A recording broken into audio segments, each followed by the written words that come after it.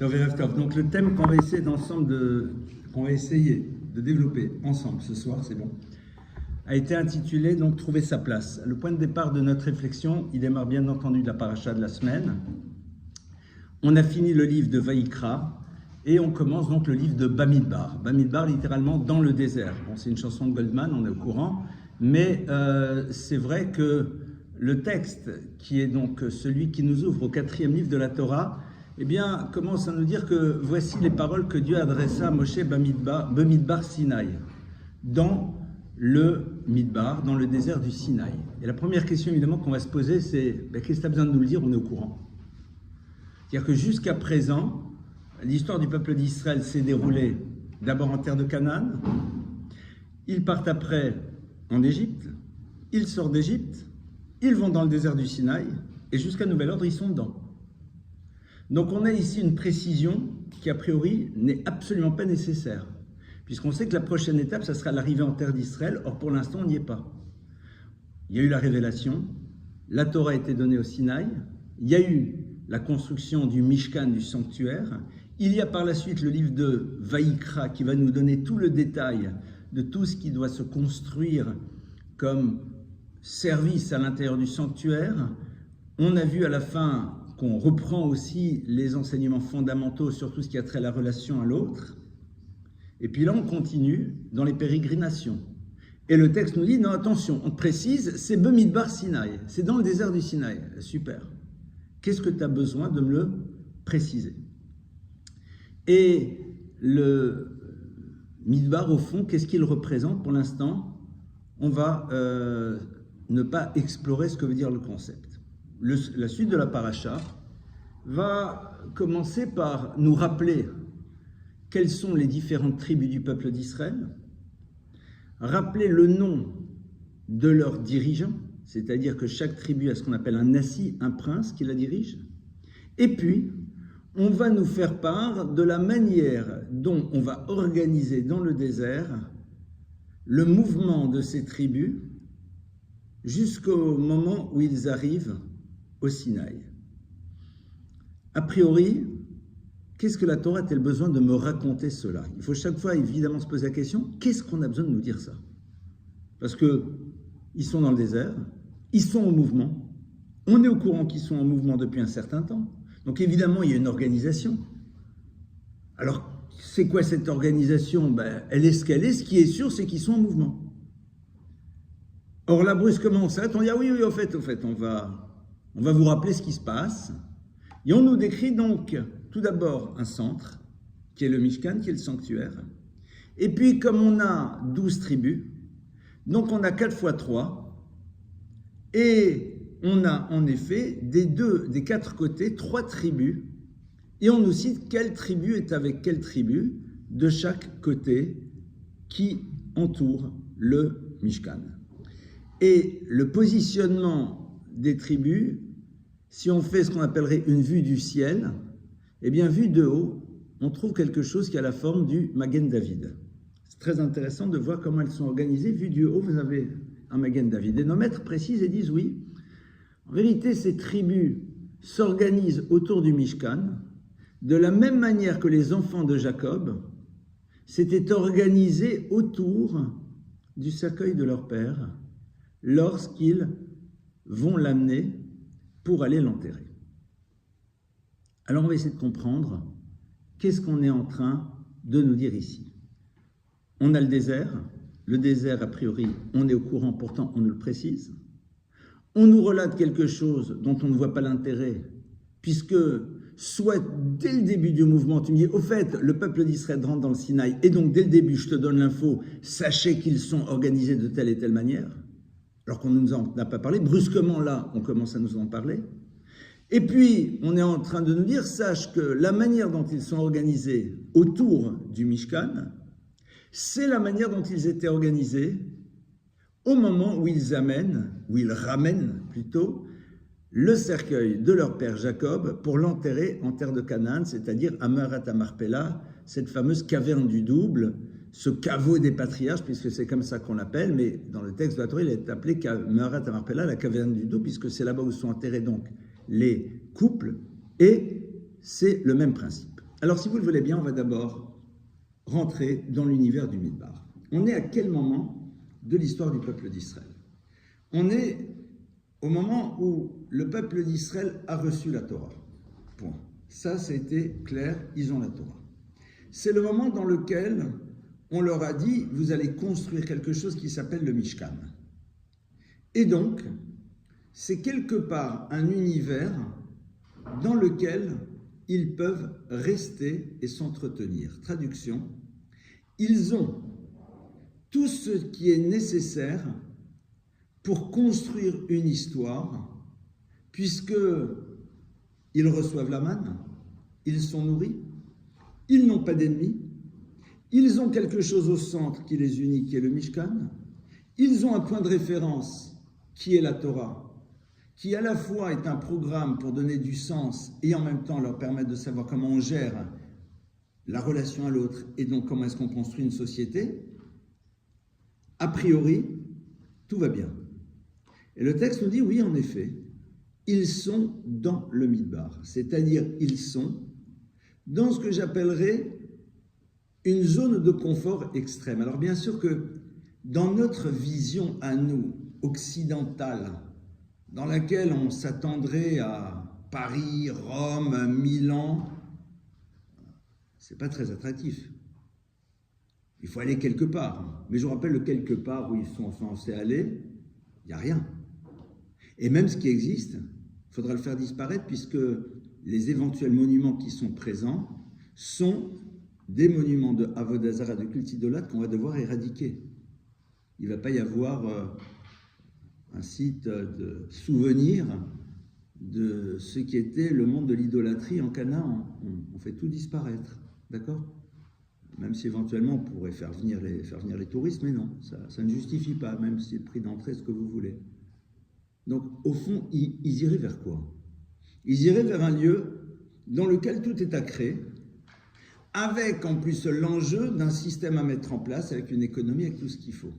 Donc dans un absolu, si tu es dans un cadre dans lequel tu te sens rassuré parce que tu n'as pas d'ennemis, tu as de quoi te nourrir, tu as un point de référence qui te permet de donner du sens à ton existence, et tu es là dans un mouvement qui te tire vers le haut de manière constante. Que demande le peuple? A priori, tout va bien. Et c'est vrai que je réinsiste là-dessus. On est vraiment obligé, je pense, de faire un réel effort parce que ça nous semble inimaginable. C'est-à-dire, comment pourrait-on se satisfaire de cela? Comment peut-on vivre une vie sans le bruit et la fureur du quotidien, de ces avions qui décollent, de ces nouveaux espaces que l'on va découvrir? Mais pourquoi on bouge? Parce que tout simplement, là on n'est pas suffisamment rassasié. Ça ne veut pas dire que celui qui bouge n'est pas rassasié. Mais quelque part, si tu te sens bien là où tu te trouves, tu ne ressens pas le besoin d'aller ailleurs. Est-ce que tu as envie d'y aller? Oui, et si tu as envie d'y aller, pose-toi la question du pourquoi. Pour quoi? Est-ce que c'est pour découvrir quelque chose qui va te nourrir de manière supplémentaire? Après, il peut y avoir beaucoup de réponses. Donc, a priori, ils n'ont pas besoin. Mais, le texte nous dit, ils sont dans le Midbar, ils sont dans le désert, donc dans le lieu qui est le symbole de la zone de confort.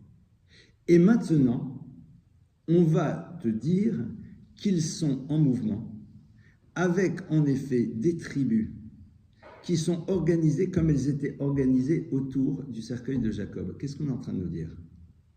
Que tu n'as pas d'autre choix que de t'inscrire dans un mouvement, parce que tout simplement, à un moment, il y aura une fin, et donc tu dois te poser la question de savoir est-ce que ta zone de confort n'est pas quelque chose qui t'arrange, mais qui t'empêche de rejoindre l'histoire qui doit être la tienne. C'est-à-dire qu'on se trouve ici face à une situation qui pourrait sembler être idéale, dans laquelle le peuple d'Israël se trouve, mais c'est un lieu dans lequel il recharge les batteries pour pouvoir par la suite aller se confronter à quelque chose de complètement nouveau, qui, à l'aune de ce qu'il est en train de vivre, n'est pas intéressant, parce que nous, on connaît l'histoire une fois qu'elle a été vécue. Mais si je te dis, voilà, t'es bien, Mais maintenant, tu dois aller quelque part, il n'y a rien qui t'oblige, et dans ce quelque part, tu devras tout faire, de A à Z. Alors que là, tu es comme un coq en pâte. Et en plus, tu te sens bien. Pourquoi j'irai? Pourquoi je devrais y aller? On te rappelle que justement, le mouvement du peuple d'Israël, on le voit en tant que peuple autour du cercueil de Jacob. C'est-à-dire autour de quelque chose qui te rappelle que la vie ayant une dimension finie dans sa dimension purement terrestre, tu te dois d'opérer un mouvement. On voit le mouvement qui est lié au concept de la mort. C'est-à-dire que parce que tu te rappelles qu'il y a une finitude, c'est la raison pour laquelle tu dois t'inscrire dans un mouvement et ne pas vouloir habiter tes zones de confort. Et le midbar, le désert, c'est la zone de confort dans l'absolu. Et je répète à nouveau, même si je suis un peu lourd, le désert c'est top.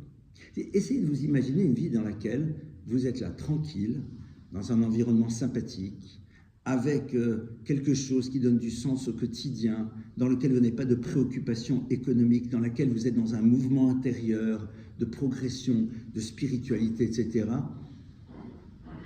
On se sent bien. Hein? Il y a des gens qui ont beaucoup moins et qui restent dans leur zone de confort et qui ne bougent jamais. Ils ont trop peur d'aller explorer quelque chose parce qu'ils ne savent pas quels sont les efforts nécessaires pour pouvoir remettre en place à minima ce qu'ils ont vécu là où ils se trouvent. C'est tout le problème du célibataire, quoi. Pourquoi tu veux que je fasse l'effort de reconstruire quelque chose alors que je me sens bien là où je me trouve? Je veux prendre le risque, ça ne sert à rien. C'est pas pour rien qu'on dit que d'ailleurs, le couple, c'est partir dans le désert. Alors quitter pour aller dans un lieu dans lequel c'est là où tu vas devoir créer une histoire qui ressemble au désert. Et tu étais quelque part, il va falloir que tu bouges maintenant. Trouver sa place, c'est d'abord se poser la question de savoir si je ne suis pas quelque part dans un lieu dans lequel ce qu'on me demande, c'est de m'en arracher. C'est-à-dire qu'on ne peut pas se poser la question de la place que l'on doit occuper dans la vie si on n'est pas vigilant sur le désir que l'on a de rester dans nos zones de confort. Et le problème, c'est que nos zones de confort, elles peuvent être justifiées par quelque chose de très beau, de très élevé. C'est-à-dire, mais attendez, au fond, on se rapproche de Dieu, on est dans le désert, on n'est pas soumis aux contingences matérielles, la manne arrive, il y a une forme d'unité, c'est-à-dire peace and love, quoi, c'est top. Ben non. Alors, pourquoi est-ce qu'on nous demande de faire un truc pareil? Qu'est-ce que la Torah est en train de nous raconter ici? On va, si vous le voulez bien, essayer de reprendre un petit peu l'histoire du clan Israël à ses débuts. Le tout début de l'histoire du peuple juif, elle commence avec un homme qui s'appelle Abraham. Et Abraham, à un moment, eh bien, la première parole que Dieu lui adresse de manière claire dans une dimension impérative dont on se rend compte qu'elle est fondamentale, Vayomer Hashem el Abraham, lech lecha. Dieu dit à Abraham, lech lecha, va pour toi. De ton pays, du lieu dans lequel tu es né, de la maison de ton père, vers le lieu que je t'indique. Abraham, il est là dans ce qu'on appellerait une zone de confort. Mais pas la zone de confort, les pieds en éventail en train de siroter je ne sais trop quelle boisson légèrement alcoolisée, pas du tout.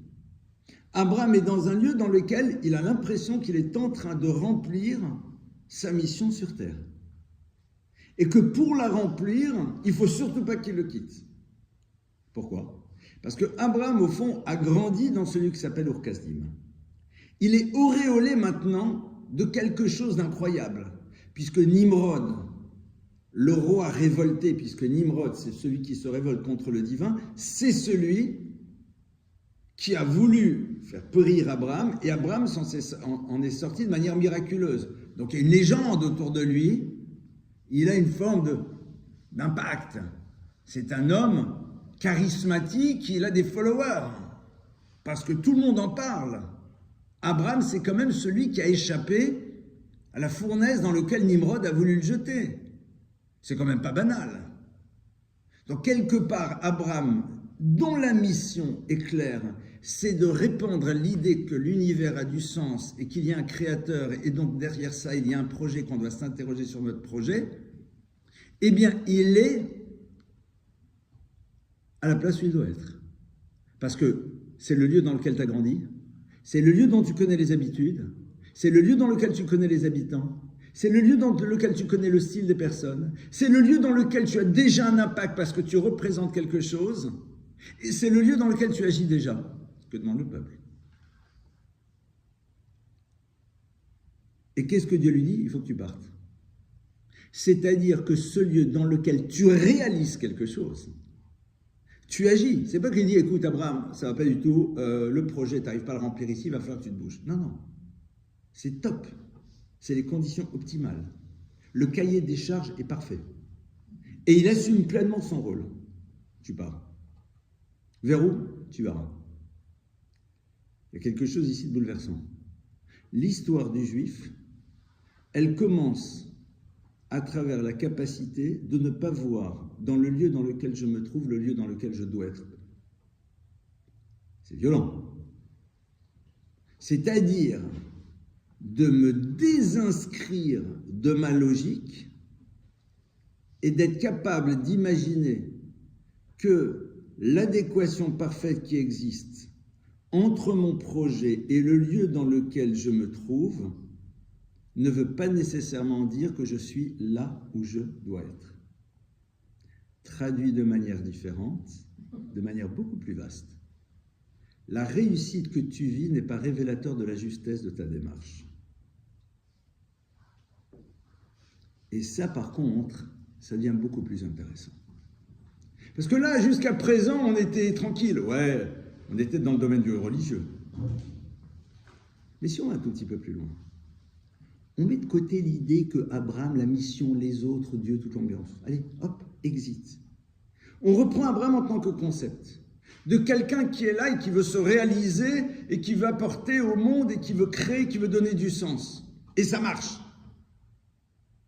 La réussite que tu as là où tu te trouves n'est pas révélatrice du fait que tu es là où tu dois être. En deux mots, découvrir la place qui doit être la nôtre, c'est ne pas voir dans ce qui semblerait être une réussite quelque chose qui valide ce qu'on est en train de vivre. Je vais être violent.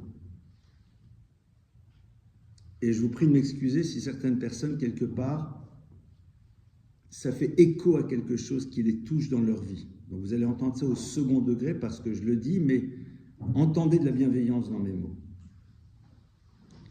C'est un peu violent. C'est pas parce que ton couple marche formidablement bien que c'est le couple que tu dois habiter. Parce que tout simplement, l'autre n'est pas la personne avec laquelle tu dois construire. Parce que vous n'appartenez pas à la même histoire. C'est ça le problème. C'est-à-dire, à un moment, je vais dire, mais c'est génial, ça se passe bien. C'est top.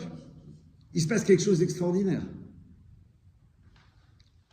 Donc, ça veut dire que la Torah te dit, ben non. Waouh, c'est violent.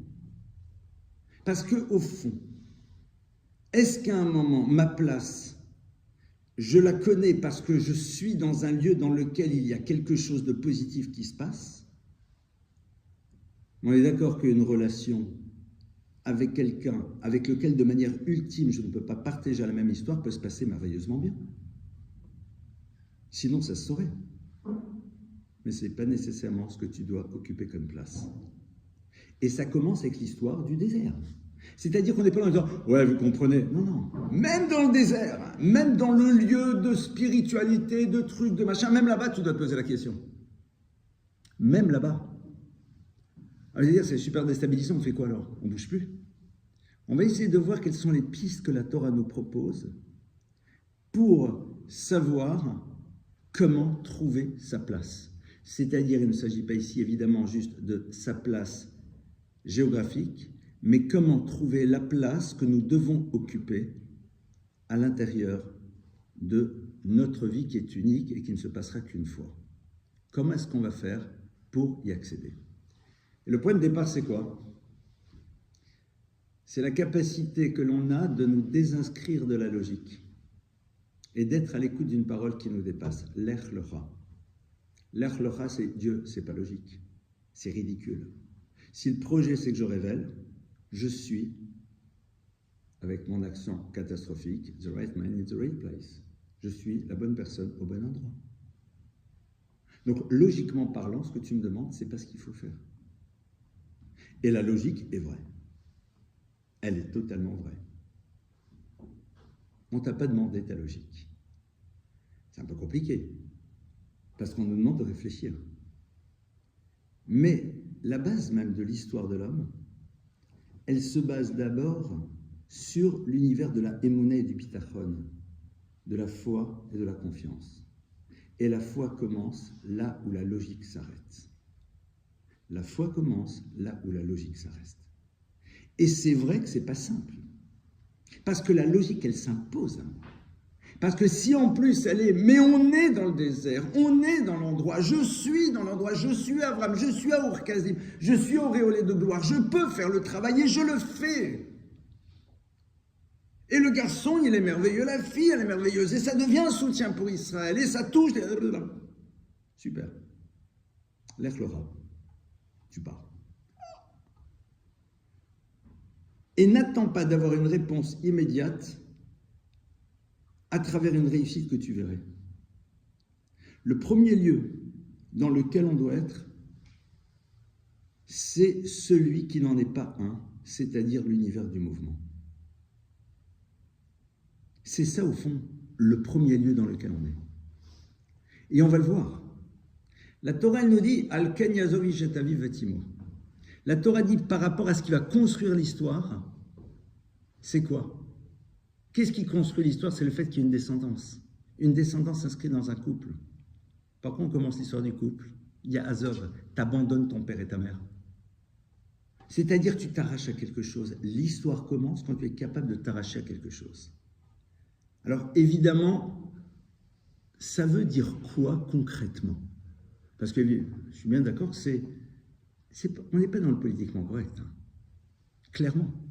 Parce qu'on voudrait que la réalité s'inscrive dans la logique qui est la nôtre, avec cette chance extraordinaire que nous avons malheureusement aujourd'hui, c'est de voir que la logique n'est plus au rendez-vous de l'histoire. C'est bouleversant, mais au moins c'est clair. La logique n'est plus au rendez-vous de l'histoire. Ceux qui sont censés penser l'histoire, construire l'histoire, diriger, lorsque ça nous concerne, ne sont plus dans la logique. On essaye de manière pathétique de leur trouver une forme de logique qui nous permettrait de comprendre leur dimension incompréhensible. Non. On est dans un monde dans lequel on se désinscrit de la logique. Et on ne commence à agir que par rapport aux dangers auxquels nous sommes confrontés, avec une incapacité de réfléchir et de penser logiquement en amont. Quoi, tu n'as pas vu venir voir en 20 ans ce que tu es en train de découvrir? Tu fumais quoi pendant toutes ces années? C'est intéressant, au niveau politique général. Donc la première chose, c'est se désinscrire de la logique. C'est-à-dire mettre de côté l'idée que dans ma logique, a priori, le lieu que je devrais habiter, la place qui devrait être la mienne est censée être ça. Alors vous allez dire, vous êtes super, alors on fait quoi? En vérité, on garde à l'intérieur de soi l'idée du mouvement. Et l'idée que notre logique n'est pas l'élément qui va nous aider à habiter le lieu qui doit être le nôtre. On travaille beaucoup sur la notion d'émouna. C'est-à-dire qu'à un moment, cette notion d'émouna, de foi, elle n'est pas simple. Hein, mais c'est là où elle se met en place. Parce que dans la théorie d'un Dieu qui existe et de peace and love, super. Mais ça n'a aucune incidence sur ma réalité quotidienne. La question, elle est de savoir si à un moment on pense que Dieu est dans l'histoire, qu'est-ce qu'à travers la Torah il nous a dit? Il dit à Abraham, Lech lecha. Lech lecha, donc tu bouges. Tu rentres dans un système dans lequel tu acceptes qu'il y aura d'autres choses qui vont interagir avec ton histoire. Qu'est-ce qui va te permettre d'accéder à l'histoire et au lieu qui doit être le tien? C'est le profond désir que tu as d'être à l'écoute de la parole d'Hachem et de savoir qu'il y a des choses qui ne t'appartiendront pas à l'intérieur de l'histoire qui va être la tienne. Vous allez dire, oui, c'est tout simplement être dans une démarche qui est logique, mais n'avoir aucune certitude. C'est au fond inscrire quelques mots que d'après ma logique à moi, je pense que, mais je ne considère pas que celle-ci me donne une quelconque forme de certitude. Parce que si j'ai une certitude, le jour où je dois bouger, je ne bouge pas. Parce que ce qui est important, c'est la possibilité du mouvement. Donc au fond, qu'est-ce qu'on est en train de dire? Bien sûr, réfléchis. Tu es né dans tel endroit, tu as telle profession, tu as telle capacité, c'est là, a priori, ce que tu dois faire. Mais, ok, mais un jour, peut-être qu'on va me dire l'Ech Lecha. Et si ce Lech Lecha est dicté par la parole divine, je me bouge. C'est quoi le Lech Lecha? Le Lech Lecha, c'est le jour où la parole de Dieu, qui est symbolisée par la Torah et ses mitzvot, me dit, là tu ne peux pas être. C'est-à-dire le jour où l'histoire que je décide de construire m'empêchera de vivre pleinement ce qui est essentiel, c'est-à-dire d'être à l'écoute de la parole d'Hachem et du respect de ses mitzvot.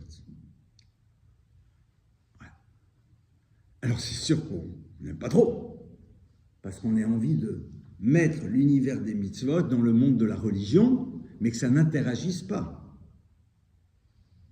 Alors comment ça se fait que tu prends le risque de ne pas rester dans ta société le jour où on te dit qu'il faut que tu sois à la réunion absolument le jour de Kippour?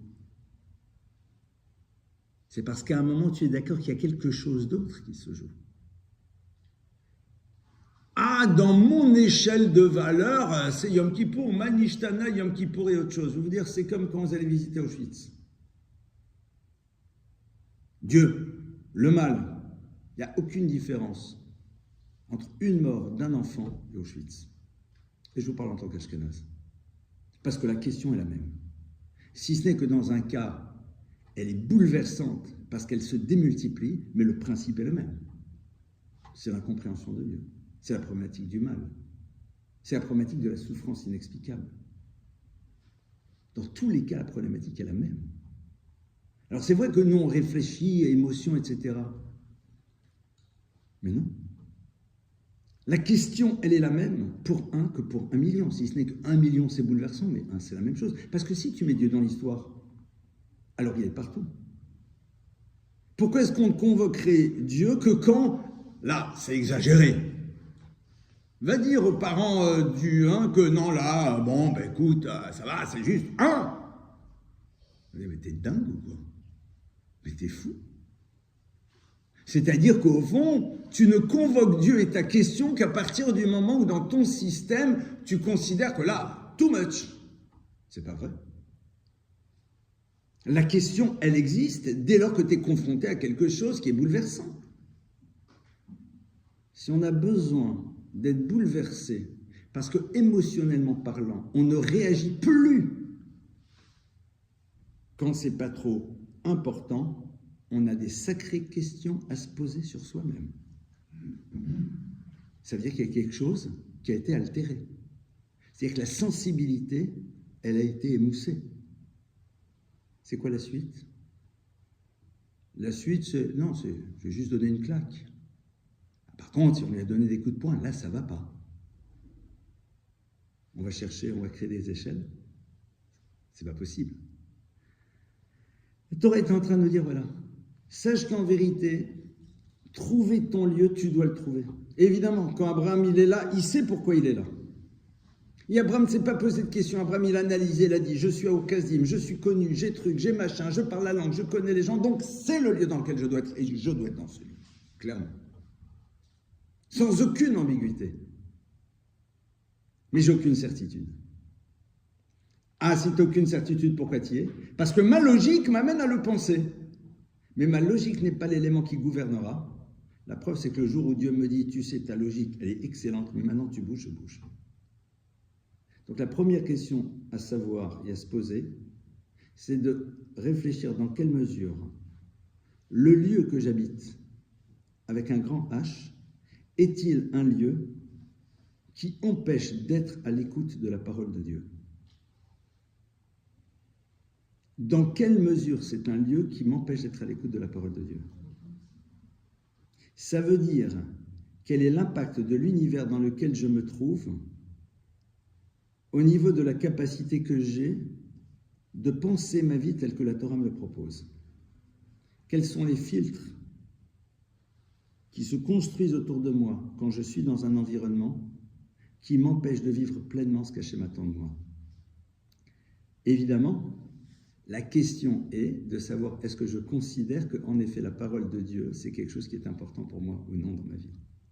Mais si je considère que si c'est Yom Kippour, alors je dois être prêt à quitter quelque chose, ça veut dire qu'elle est importante. Si elle est importante pour ça, pourquoi est-ce qu'elle est plus importante pour d'autres choses? Parce que j'ai décidé que le reste, c'est pas Dieu. Pourquoi tu as décidé que c'est ça qui est Dieu? À un moment, on ne peut pas faire l'économie de cette question. Et c'est intéressant parce que quand vous êtes en confrontation avec un maître, et que vous lui posez une question sur justement une démarche de vie, la question qu'il se pose lui, c'est en quoi la démarche que tu vas entreprendre risque de t'empêcher d'être dans cette dynamique spirituelle qui est la tienne. Et pour cela, évidemment, la question numéro 1 qu'on va se poser, c'est quoi? C'est sur la toxicité éventuelle des univers dans lesquels on s'installe. Et c'est la raison pour laquelle on va voir que quand on nous décrit justement toutes ces tribus, et ça c'est un enseignement qui est passionnant dans la Kabbalah, donc je ne peux pas vous en parler parce que je ne comprends pas grand-chose, mais ce qui est sûr, c'est que des quelques bribes que vous comprenez de très loin, on nous explique que les différentes tribus qui se mettent ensemble doivent interagir au niveau spirituel les unes par rapport aux autres parce qu'il y a une connexion spirituelle qui crée une dynamique entre elles. C'est-à-dire, elles se mettent dans une relation avec d'autres univers qui peuvent en effet être, j'ai envie de dire, un accélérateur de mouvement spirituel. Et donc la question va être de savoir dans quelle mesure l'univers dans lequel je me trouve peut-il être un accélérateur de mouvement spirituel ou pas? Et ça, à nous de nous poser la question si cet élément est important pour nous ou pas. Vous savez que c'est intéressant parce que les maîtres ont beaucoup discuté sur, s'il y en a qui connaissent bien cet univers, donc je vais prie de m'en excuser parce que j'ai utilisé des mots très communs, quel est le rapport qu'on devait avoir avec la philosophie? D'accord? Vous voyez bien que Maïmonide cite un philosophe, il cite Platon, Aristote, etc. C'est quoi ces discussions? En réalité, la discussion, elle est de savoir dans quelle mesure la rencontre avec certains univers ne vont-ils pas m'obliger à livrer des batailles que je n'ai pas besoin de livrer pour économiser mes énergies et continuer à grandir. Traduit de manière, mes gros sabots nuls, est-ce que ça vaut vraiment la peine que j'aille travailler chez le nôtre si j'ai compris que je dois faire attention au sucre? C'est vraiment nécessaire, non? Alors pourquoi j'y suis? C'est-à-dire qu'on va devoir s'interroger sur la toxicité éventuelle des univers dans lesquels on va évoluer et en quoi ils vont nous obliger à développer des énergies pour pouvoir s'arracher à quelque chose qui nous empêche d'accéder à ce que la Torah nous propose, y avoir le courage de ne pas s'y confronter pour que nos énergies soient là pour construire et non pas juste pour réparer ou pour pouvoir créer une bataille. C'est intéressant. C'est-à-dire, quand la Torah te dit, tu sais, tu veux connaître le lieu dans lequel tu dois être. Tu dois aller dans un lieu dans lequel la logique doit t'amener, les capacités que tu as. Mais quand tu es là-bas, si à un moment Dieu te dit l'ech locha, tu dis, mais je suis chirurgien-chef. Ouais, mais l'ech locha. Mais là où je suis bien à l'ech locha. C'est-à-dire, et le l'ech locha pour nous, c'est quoi? Là où tu es, tu ne peux plus grandir spirituellement. Là où tu es, il y a une toxicité spirituelle. Là où tu es, tu ne peux pas véritablement aller vers ce que tu dois être. Donc tu dois le quitter. Et ça, c'est difficile. Mais au fond, qu'est-ce qu'on est en train de nous proposer ici? De nous dire, et l'intelligence, de savoir identifier quels sont les univers dans lesquels tu n'as pas à être parce que tu n'es pas équipé pour t'y confronter. Ce n'est pas de la faiblesse, c'est de l'intelligence. L'intelligence, c'est quoi? C'est de ne pas se confronter à des combats dans lesquels il y a une possibilité d'échec s'ils ne sont pas nécessaires. Je n'irai pas défier Cassius Clay. Ça ne sert à rien. Parce que j'ai de fortes chances de connaître déjà le résultat. Et même si ce n'est pas dans la même catégorie et que je pense que ça sert à quoi? À rien. Alors, pourquoi j'y vais? On est dans un monde dans lequel refuser la bataille est considéré comme étant une forme de fermeture. Super. Je vais être un peu dur. Mesdames, vous laissez open bar à monsieur sur les plages? Non. Pourquoi? Parce qu'on n'est pas intéressé par une possibilité d'échec. Mais ça va, c'est un grand garçon? Ouais. Mais non. Vous faites fréquenter par vos enfants les sombres banlieues du 93, comme diraient nos amis belges? Non. Parce que je ne suis pas sûr qu'ils vont résister à l'appel du dealer. Mais je ne comprends pas. Ben ouais. Ça veut dire qu'à un moment, se poser la question de savoir en quoi, dans la place dans laquelle je me trouve, je risque à un moment de me trouver à des batailles que je peux gagner, mais qui ne sont pas nécessaires, c'est là où véritablement l'expression « courage, fillon » doit être prise dans son sens premier. Et vous savez, cette histoire-là, on la retrouve dans un truc qui fait bondir toutes les âmes chevaleresques et qui est l'histoire de quoi? Qui est une histoire bouleversante si on réfléchit, mais qui est au fond assez impressionnante. C'est quoi? C'est l'histoire de Abraham et de Sarah, justement. Alors on vous décrit. Mais c'est plus Abraham et Sarah, c'est du Guesclin et Clotilde de je ne sais trop quoi. D'accord? Donc on est dans la France chevaleresque. Et le méchant seigneur veut s'emparer de la belle princesse. Et le mari de la princesse, qui est justement il dit à la princesse, écoute, ne leur dis pas qu'on est mariés. Parce que s'ils apprennent que nous sommes mariés, ils risquent de me tuer et de te garder. Dis que tu es ma sœur, comme ça, moi au moins j'aurai la vie sauve. Où est le pro-chevalier? Comment tu ne te sacrifies pas pour ta princesse? Bon, tu vas te faire avoir, parce que de toute façon, ils sont plus forts. Mais au moins, l'histoire retiendra quelqu'un de waouh. C'est exactement ce que fait Abraham. Il dit, écoute, tu dis que tu es ma sœur. Comme ça, au moins, je suis sûr que même s'ils te prennent, moi, je continue à vivre. C'est horrible, hein? C'est génial. C'est génial. Parce que dans tous les cas de figure, s'ils veulent la prendre, ils vont la prendre. Dans tous les cas de figure. Abraham sait très bien qu'il y a une bataille qu'il ne peut pas gagner. Abraham met de côté la lecture que l'on aura de lui de l'histoire. Et il se dit, si je peux échapper à quelque chose, j'échappe. Parce que Al tiye tzodek, tiye chacham. Ne cherche pas à avoir raison. Ne cherche pas un moment à dire non mais c'est comme ça qu'il faut être. Tiye chacham, réfléchis. Parce que quand la voiture elle arrive à 120 l'heure mais que le feu est rouge pour la voiture, si tu traverses, t'es un dingue. Mais attendez, monsieur, le feu, il était rouge. Hein. Ça, tu le raconteras sur ton lit d'hôpital.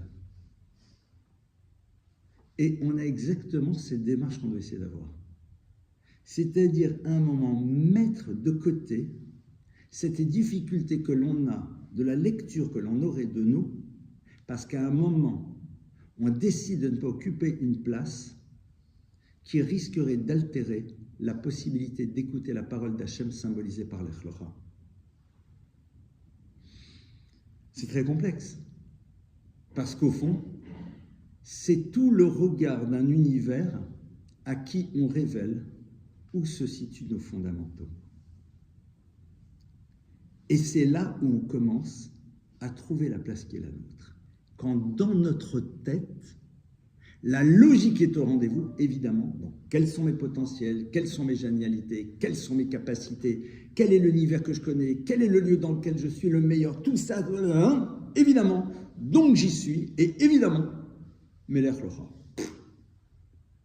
Si à un moment la parole divine, elle est là, c'est-à-dire si à un moment il y a quelque chose qui s'oppose à ma logique, mais qui est la parole d'Hachem, je dois être prêt à l'écouter.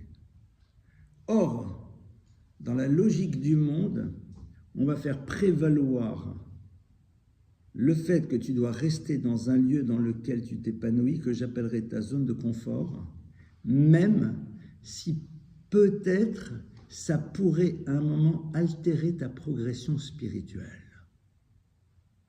T'es pas sûr. C'est vrai que ça peut être compliqué. Peut-être que, mais néanmoins, et en plus c'est tellement bien. C'est dur. Donc à notre tout petit niveau à nous, ça commence par quoi? Quelque chose de très simple. C'est déjà se dire, là où je me trouve, est-ce que j'ai pris le temps de savoir si c'est le lieu dans lequel je peux exprimer le mieux mes potentiels? C'est-à-dire, est-ce que c'est le lieu qui me permet d'exprimer le mieux mes potentiels? C'est-à-dire le lieu qui ne m'enferme pas, mais qui laisse la liberté d'utiliser mes potentiels dans un univers qui est porteur de sens. C'est-à-dire qu'à un moment, quelle est la place que je peux occuper pour pouvoir remplir véritablement ce que j'ai envie de mettre en place dans ma vie? Et je vais raconter l'histoire vraie qui a eu lieu d'une jeune fille qui avait oublié d'être bête, ça existe. Brillante, extrêmement brillante, et qui n'avait pas de question à se poser sur le fait d'intégrer le Ternion ou un autre truc comme ça. D'accord? C'est pas la question, quoi. C'est un détail. Et dans un échange, elle fait émerger la chose suivante. Elle me dit, mais moi, dans ce que je projette de mon existence, c'est avant tout construire une famille, apporter aux autres et donner à mes enfants.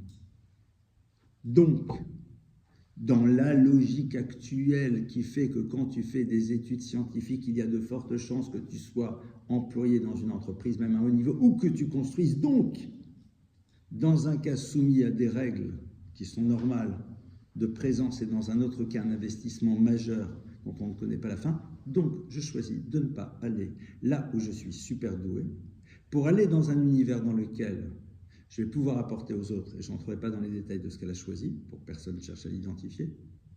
Il y a des gens qui me connaissent ici, donc je peux chercher à droite, à gauche, d'accord? Qui lui permet d'exprimer ses capacités et de construire une famille.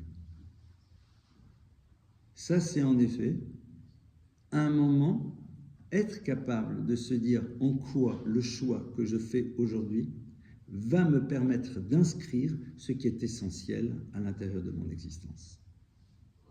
Et à partir de là, j'y vais. Et tout le monde est là en disant « Mais brillante en maths comme toi, pourquoi tu n'as pas fait le machin ?» C'est vrai, c'est vrai. C'est ma zone de confort, c'est ma zone de facilité, c'est le truc dans lequel j'étais excellent. Mais quand je pense mon histoire avec ce qu'Hachem attend de moi, qui est de construire un futur à travers une famille et ne pas juste éventuellement un jour me poser la question de l'enfant une fois que j'aurai fini mon entreprise, même si ce n'est pas systématique, mais c'est souvent ce qui se passe. quelque part, je réoriente mes positionnements. Et c'est vrai que ce sont des choses qu'on doit être capable d'installer ou de ne pas installer. Ça, c'est un choix. La difficulté majeure, c'est quoi?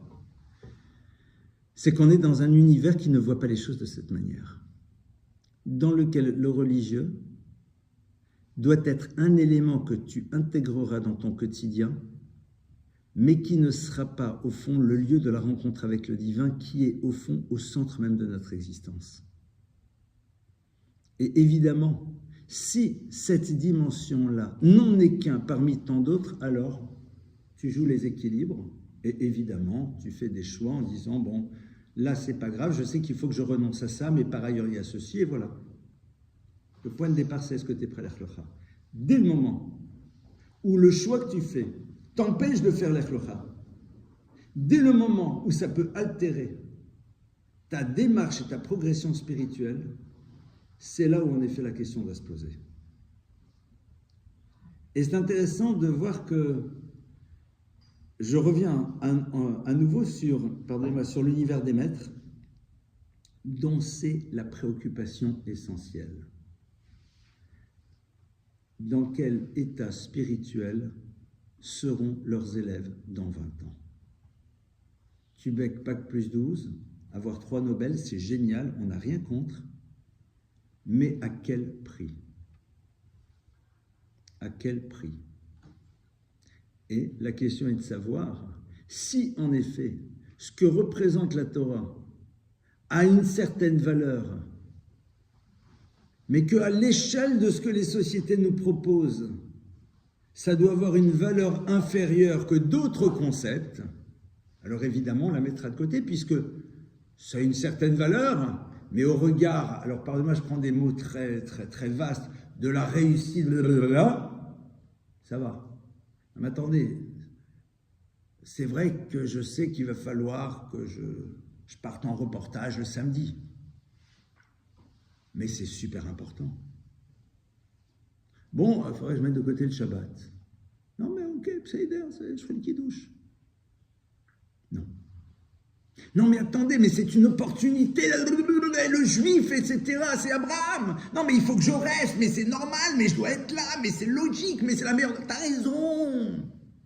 Et le point de départ de la raison pour laquelle tu es là-bas, c'est ta logique, elle doit être au rendez-vous. Évidemment. Même en Lech Lecha, ça va impacter ce qui est essentiel. À partir de là, c'est non. Tu as le droit de dire oui.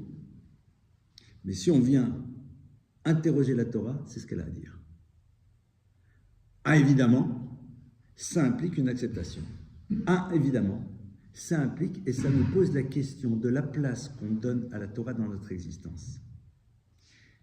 Et Rabbi Pinchas de Koretz avait cette très belle phrase, c'est un maître hassidique, parce qu'ici, par Torah, j'entends la parole d'Hachem. Et il disait, Dieu est partout. Enfin, là où on le laisse entrer. Est-ce qu'ici, la porte est ouverte ou elle est close? Est-ce qu'il a le droit d'entrer dans un univers dans lequel il risquerait de me faire changer de fonctionnement par rapport à ce que la société a défini comme étant les choses qui sont importantes? Et pardonnez-moi parce que cette phrase peut être bouleversante, et je vous prie de m'excuser si à un moment elle vous touche au niveau de vos émotions. Mais quand aujourd'hui, dans le monde des entreprises, on va proposer à une jeune femme de se congeler des ovocytes, on est en train de lui dire, sache que dans la vie, il y a des priorités. La priorité, c'est ta réussite et celle de l'entreprise. Mais comme on ne peut pas mettre de côté le fait que tu puisses avoir un désir d'enfant, alors rassure-toi, c'est bon, on va gérer. Une femme qui aurait fait ça, je ne me permettrai jamais d'émettre un quelconque jugement, quel qu'il soit. Évidemment, d'aucune manière, ça serait indécent de ma part. Mais ce qui est intéressant, c'est que la société me définit les choses. Et la question est de savoir, est-ce que je donne à la Torah la liberté de me donner ses définitions et à partir de cela, d'en tirer les dimensions impliquantes? Ce ne sont pas des choses qui sont simples. Et je pense qu'un des grands défis qu'on a aujourd'hui, c'est justement d'être prêt à imaginer qu'on pourrait à un moment lui donner cette place. On n'en est pas encore à la lui donner. Mais est-ce qu'au fond, c'est un monde des possibles? C'est-à-dire, est-ce que le fait qu'aujourd'hui, elle ne soit pas là dans ta réflexion, c'est parce que tu as décidé qu'elle n'avait pas de valeur, et donc dans ce cas-là, si elle n'en a pas aujourd'hui, elle n'en aura pas demain, ou alors qu'aujourd'hui, tu ne peux pas inscrire cette chose au regard de ta réalité, mais que ça reste dans le monde des possibles. Traduit de manière différente. Quand tu vas rencontrer celui qui justement était, j'ai pas envie de dire capable, parce que ça voudrait dire que l'autre est incapable, et c'est péjoratif. Celui qui, dans sa démarche de vie, a réussi à ce que je réussirais peut-être à faire, mais plus tard. Quel est le regard que je porte sur lui? Quel est le regard que je porte sur celui qui, à un moment, a su mettre de côté, a renoncé à quelque chose parce qu'il était dans le Lech Lecha? Est-ce que j'ai un regard à minima neutre, voire peut-être légèrement admiratif, et est-ce que pour moi, il peut être source d'inspiration? C'est là où, en effet, on sait où on en est par rapport à cela. Même si aujourd'hui, on ne le vit pas pour de multiples raisons. Mais est-ce que pour l'autre, est-ce que pour moi cet autre a quelque chose d'admirable et qui quelque part représente un univers que je pourrais moi aussi un jour atteindre? Ça, c'est au fond un des enjeux majeurs dans cette problématique de savoir comment trouver sa place. Voilà quelques éléments de réflexion. J'ai été peut-être un petit peu cash. Mais comme je disais, même si ça fait un peu curieux de dire je dis avec bienveillance, c'est-à-dire il ne faudrait pas que l'on entende cela comme étant une parole culpabilisante, mais comme tout simplement peut-être des éléments sur lesquels on peut prendre le temps de réfléchir et de se dire, mais au fond, où j'en suis par rapport à cela. D'accord? Et ne serait-ce que s'interroger, c'est déjà génial, parce que ça prouve qu'on est dans un monde des possibles. À vous les questions.